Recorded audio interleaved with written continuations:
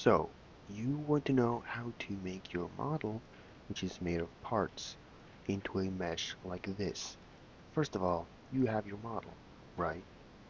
It can be anything, whatever you have made. You group everything as a model. Then you right-click it, save export and export selection.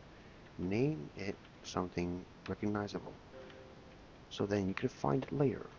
Then you create a mesh part, click on this, find it, like this.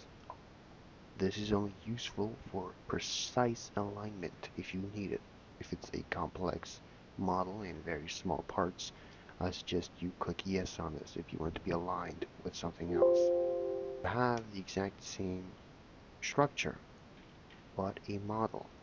This is more optimized physics-wise, but not visual-wise or graphical processing-wise, because it has the same amount of faces.